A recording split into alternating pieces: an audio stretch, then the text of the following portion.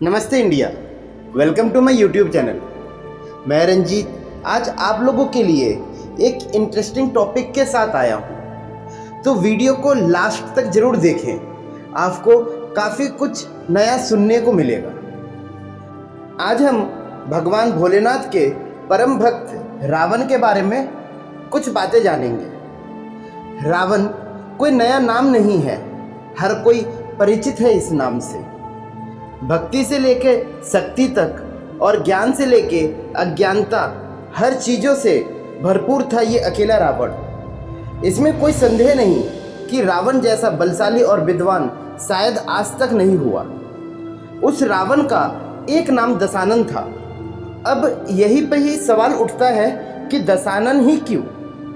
वैसे दशानन का अर्थ होता है 10 मुख, या सिंपल में बोले तो 10 फेस। 10 सिर की बात नहीं की गई है, यहाँ पे 10 मुख की बात की गई है, यानी 10 अलग अलग पर्सनैलिटी या 10 अलग अलग क्वालिटी की बात हो रही है। आप सोच रहे होंगे कि ये क्या है? वीडियो के एंड तक आप सब कुछ समझ जाएंगे। क्या कभी हमने 10 सिर वाले किसी को भी देखा है?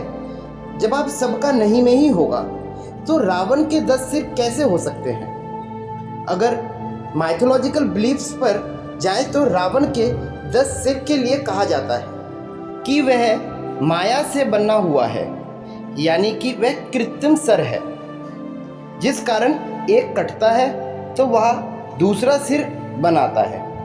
यानी माया से बनने वाले 10 कृत्रिम यानी नकली सर। पर यह पॉइंट तर्क योग्य नहीं है। हाँ, ये एक कहानी के लिए अच्छा है, क्योंकि आप ही सोचिए कोई 10 नकली सर क्यों बनाएगा? जब रावण इतना ज्ञानी है, हर शस्त्र का ज्ञान है, तो हर शत्रु को हराने के लिए या डराने के लिए रावण का ज्ञान और उसका दिमाग, उसके अस्त्र शस्त्र ही काफ़ी है। तो अब क्वेश्चन उठता है कि असल में रावण को दशानन क्यों कहा गया होगा? रावण के जीवन काल की एक कहानी है जिसमें वह भगवान शिव को प्रसन्न करने के लिए बरसों तक तपस्या करता है, पर भगवान शिव प्रसन्न नहीं होते। तब रावण ने भगवान शिव को एक एक कर अपने 9 सिर काट कर अर्पित कर देता है। जब 10वां सिर भगवान शिव को अर्पित या चढ़ाने लगता है तो भोलेनाथ प्रकट होते हैं और रावण की भक्ति से प्रसन्न होते हैं। पर आप सोचिए कि रावण ने 9 सिर कैसे काटे होंगे?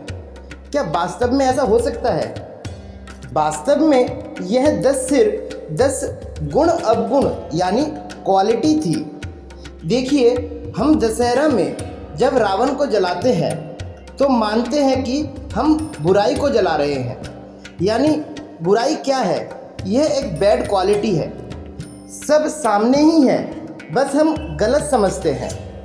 रावण के 10 सिर के पुतले को जो जलाते हैं, वास्तव में हम उस रावण के 10 बैड क्वालिटी को नष्ट करने की कोशिश करते हैं। और जब हम एक बैड क्वालिटी को नष्ट करते हैं तो उसकी जगह दूसरी बैड क्वालिटी ले लेती है, बिल्कुल रावण के सर की तरह कि एक सर को काटा जाए तो वह दूसरा सर बनाता है। यानी ये सर क्वालिटी है, और ये 10 क्वालिटी या 10 सर क्या है? काम, क्रोध, लोभ, मोह, गर्व, ईर्ष्या, मन, ज्ञान, चित्त और अहंकार। तो रावण ने जो 10 सिर भोलेनाथ को अर्पित किया था, वह रावण ने अपने मन को चित्त, अहंकार, क्रोध, मोह, इन सब को शिव को अर्पित किया था, और इन सब को त्याग कर वह शून्य हो गया था। और जब वह शून्य होकर शिव के सामने गया तो शिव उससे प्रसन्न हुए। तो यह तो हमारे धर्म में कहा ही गया है कि जब भी हम अपने मन को स्वच्छ करके किसी भी भगवान की आराधना करते हैं तो हमें ईश्वर दर्शन होता है, हम अंधेरे से उजाले की तरफ जाते हैं। तो यही वह 10 सर थे जिसको रावण ने शिव को अर्पित किया था। काम, क्रोध, लोभ, मोह, गर्व, ईर्ष्या, मन, ज्ञान, चित्त और अहंकार।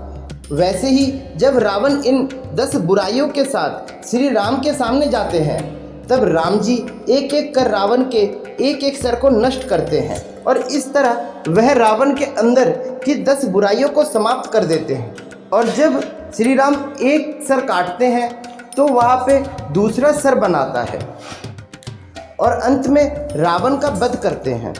और आपने यह भी सुना ही होगा कि रावण अंत में शांत और धर्म के साथ हो गया था और लक्ष्मण को ज्ञान की शिक्षा दी थी, यानी उसके ये 10 सर या 10 अवगुण ये नष्ट हो गए थे।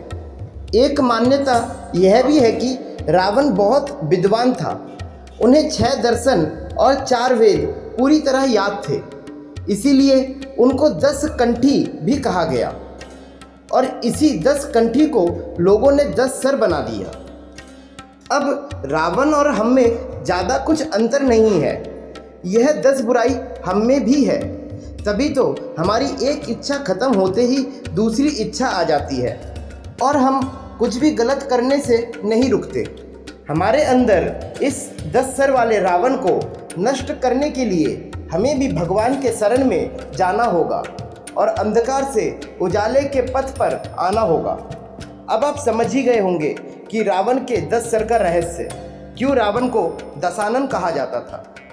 आपको यह वीडियो कैसी लगी आप कमेंट करके ज़रूर बताएं और वीडियो अच्छी लगे तो लाइक एंड शेयर करें और चैनल को सब्सक्राइब करें। धन्यवाद।